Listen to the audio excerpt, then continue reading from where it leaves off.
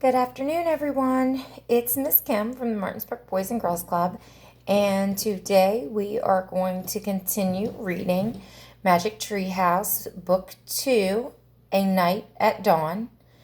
And I hope everybody's been doing great and had a great first week back to school. I miss you guys so much, and I'm going to just read and we'll see what's going on with Jack and Annie, okay? Chapter 3, Across the Bridge. Annie was under the tree, looking across the foggy ground. "The knight's riding towards that bridge, I think," said Annie. "The bridge goes to the castle." "Wait, I'll look it up," said Jack. "Give me the flashlight." He took the flashlight from her and pulled the castle book out of his pack. He opened it to the page with the leather bookmark. He read the words under the picture of the knight. "This is a knight arriving for a castle feast. Knights wore armor when they traveled long and dangerous distances. The armor was very heavy. A helmet alone could weigh up to 40 pounds. Wow, Jack had weighed 40 pounds when he was 5 years old, so it'd be like riding a horse with a 5-year-old on your head. Jack pulled out his notebook. He wanted to take notes, as he had done on their dinosaur trip. He wrote, "Heavy head." What else? He turned the pages of the castle book. He found a picture that showed the whole castle and the buildings around it. "The knight's crossing the bridge," said Annie. "He's going through the gate. He's gone." Jack studied the bridge in the picture. He read, "A drawbridge crossed the moat.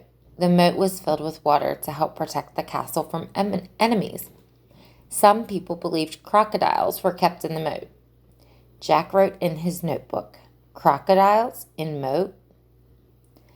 "Look," said Annie, peering through the mist. "A windmill, right over there." "Yeah, there's a windmill in here too," said Jack, pointing at the picture. "Look at the real one, Jack," said Annie, "not the one in the book." A piercing shriek split the air. "Yikes," said Annie. "It sounded like it came from the little house over there." She pointed through the fog. "There's a little house here," said Jack, studying the picture.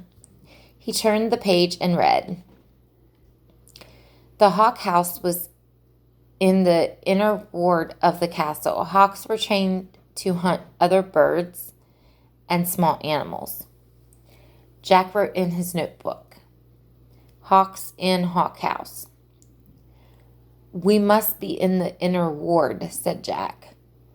"Listen," whispered Annie. "You hear that?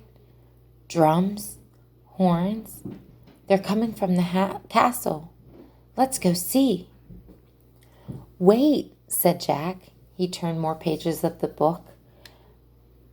"I want to see what's really going on, Jack, not what's in the book," said Annie. "But look at this," said Jack. He pointed to a picture of a big party. Men were standing by the door, playing drums and horns.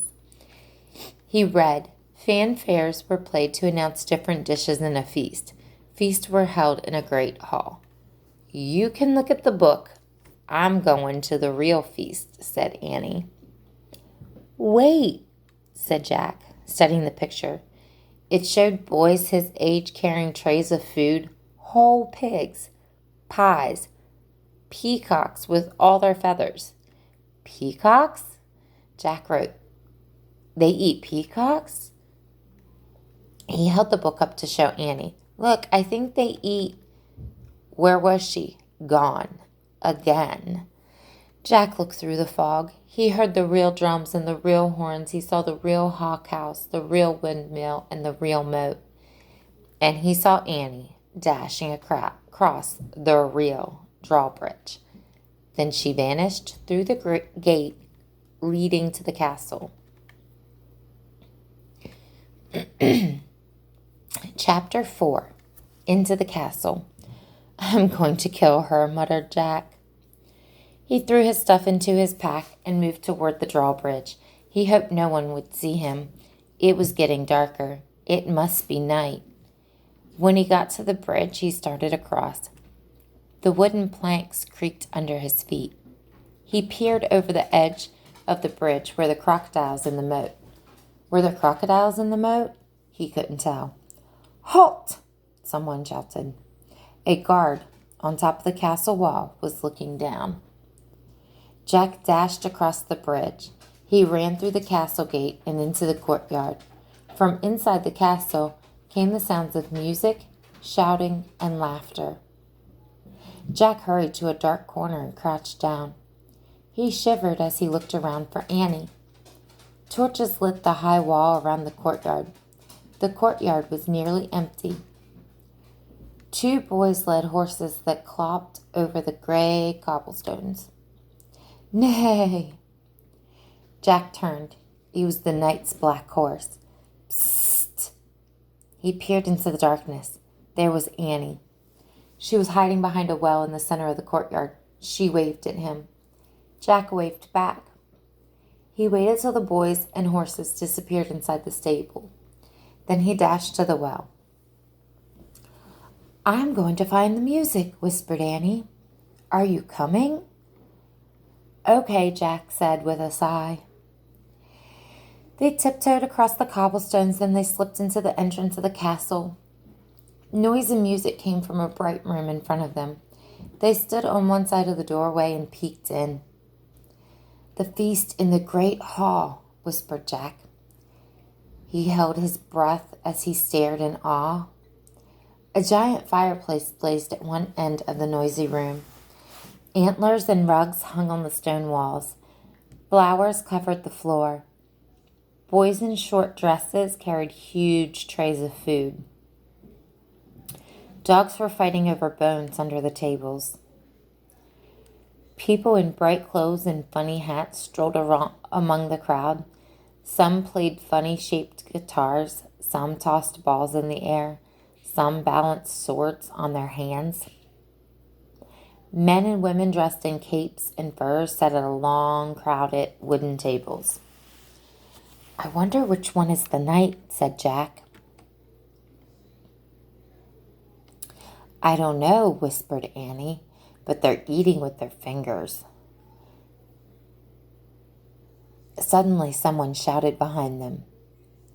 Jack whirled around. A man carrying a tray of pies was standing a few feet away. Who art thou? He asked angrily. Jack, squeaked Jack. Annie, squeaked Annie. Then they ran as fast as they could down a dimly lit hallway.